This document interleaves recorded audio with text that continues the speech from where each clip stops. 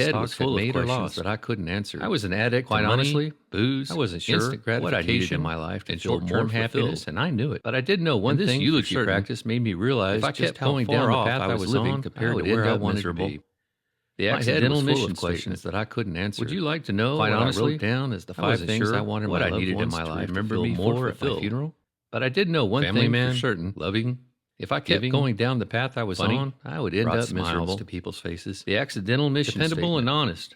Would you like to know looking at those words down as the 5 things I wanted my loved ones to remember me? I was only living 2 of the 5. 2.5 at best. Loving. I was honest. Giving. I was halfway funny, dependable if it served me. Smiles to people's and I was pretty darn funny. Dependable and honest. I was hardly loving. Certainly looking at those words sent a shockwave through my system. I gave. I was only living 2 of the 5. 2.5 at best. And I was not honest. The family man that God had called me dependable if it served me. Do you notice what isn't pretty darn funny?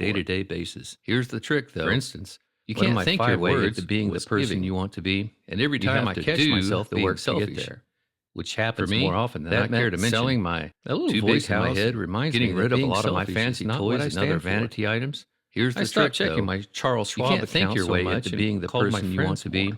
You have I to started do pursuing the things work in to life get that there. would actually bring me For me, long-term that fulfillment. meant selling my making too time big to spend house with my wife, getting rid of a lot of hopefully my fancy now toys and you other can begin to vanity see items. why I I stopped think checking one of the my most Charles powerful Schwab things to ever account so do much for the and present called my moment friends more. is to write out your own I started eulogy. pursuing things in It life has a that way would of actually making you bring see me just how long-term close your fulfillment, current life is like matching making up time to spend with with what my you want wife. it to look like on Hopefully your last my day day on on Earth. you can begin to Give see it a why. shot and see for yourself. I think One of the most powerful my things to final ever tip do for the is present to not moment only write them is to down, write but to out share your them own with your eulogy. family.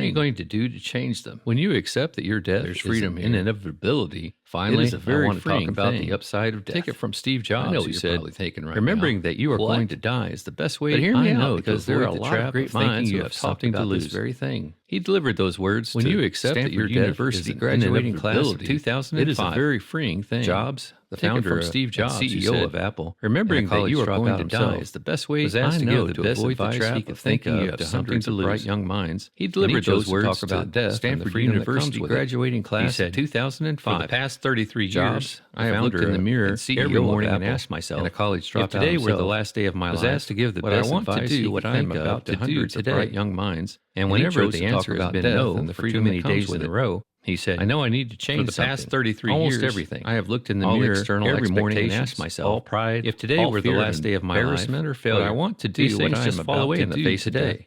leaving only And what whenever is the truly answer has important. been no for too many Talk days about in a row, clarity.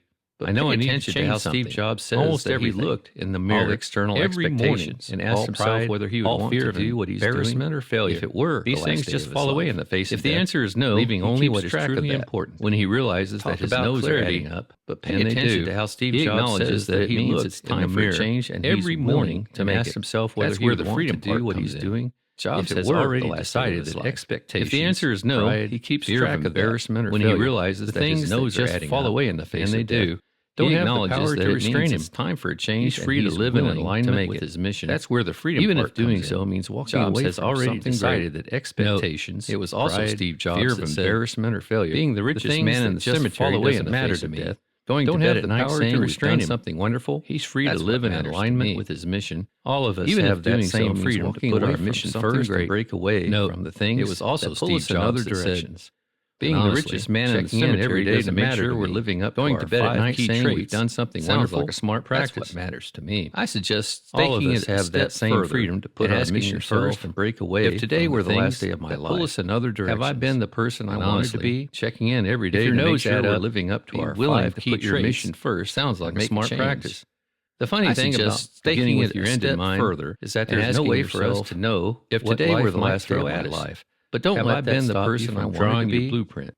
If your nose add up, wrote and willing to put your mission manifesto and make a change. Let us decide to take our first steps without with your end in mind. The journey is that there's no way for us to know that defines us life might throw at us and crazy. But don't let that stop you from drawing that blueprint and celebrate the fact that we shall not be the motivation manifesto. Let us declare, let us decide to take our first steps without knowing. Take some guts to acknowledge that your time on earth that defines us as then grab the freedom, crazy clarity that comes from that accept that fate and celebrate. It's a brave thing that we shall not be cowards. Let us declare we shall advance with abandon your mission. It takes some guts to acknowledge that your time on earth is limited. You might not know how your journey will turn out. Clarity that comes from that understanding.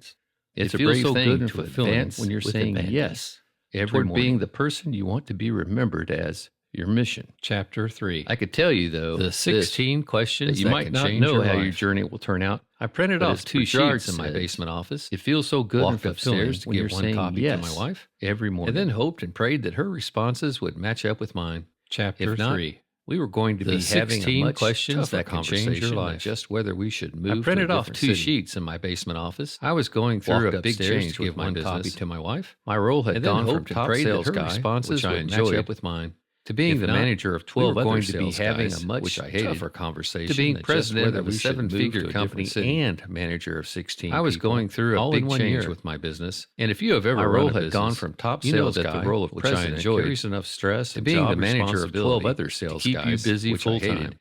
To be it is a miracle I still have any hair left after I look back on all the stress I was putting on myself during that time. And if you have ever spent most of my waking hours in the basement, president, working on the phone, stress, putting out fires from morning until sundown, keep you busy full time. I would eat a quick dinner upstairs. It is a miracle I still have any hair left after I look back on all the stress I was putting on myself during that time. Nearly every single night. I spent most of my waking hours in the basement, evening work working on the phone and putting out fires from morning just until sundown, replying to emails. I would eat a quick dinner upstairs with my wife. Amount of paperwork, and then head back down to work seniors in the financial services industry every single night. We're accompanied by a few many of these evening work sessions.